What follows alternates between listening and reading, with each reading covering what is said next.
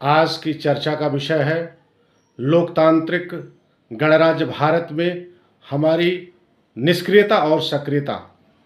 आज इस विषय पर मैं आपका लगभग 3 मिनट का समय लेना चाहूँगा, उसके बाद आप स्वयं ही मुझे धन्यवाद देंगे। लोकतांत्रिक गणराज्य संविधान की देन है। संविधान ही वह ग्रंथ है जिसने पिछड़े, दलित, शोषित, वंचित सहित सभी को शिक्षा, समानता, अवसर और अनेक एक जैसे अधिकार दिए, और यह सब सभी को देने के लिए हमारा संविधान राज्य को निर्देशित करता है।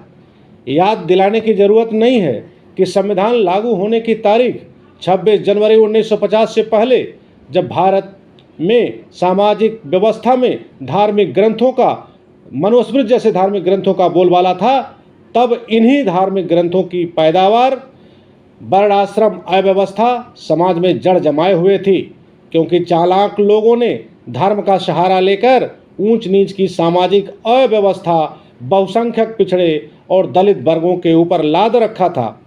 उन्हें शूद्र वर्ण में स्थान देकर बहुत से मानवाधिकारों से वंचित कर रखा था।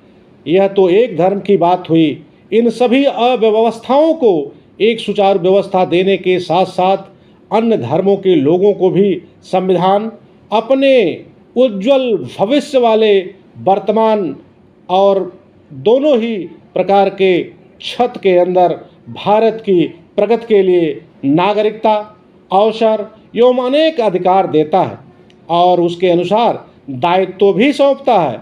संविधान का आह्वान है कि हमारा मार्ग बदला लेना नहीं होना चाहिए, बल्कि संविधान के अनुसार स्वयं को प्रगतिशील बनाने के लिए बदलने का अवश्य ही हमारा मार्ग होना चाहिए।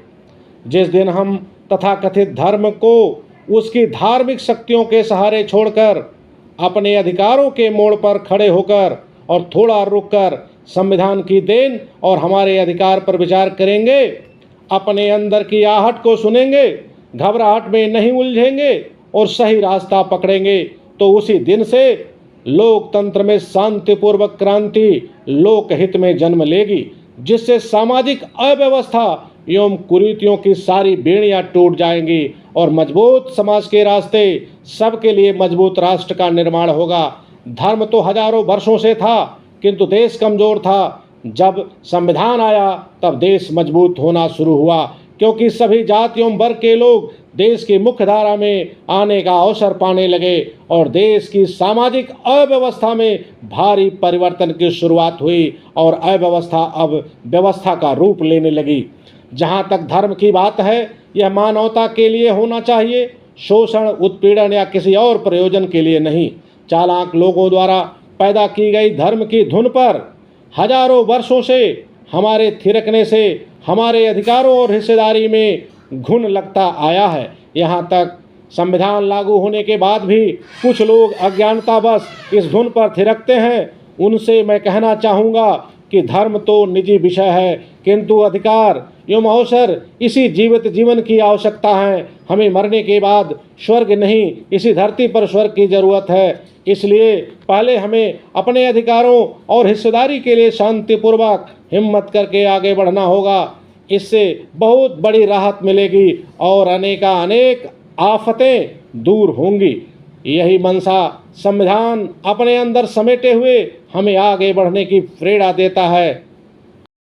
जय लोकतंत्र, जय संविधान, जय भीम। जो जितना है उतना पाए, यही हमारी थीम।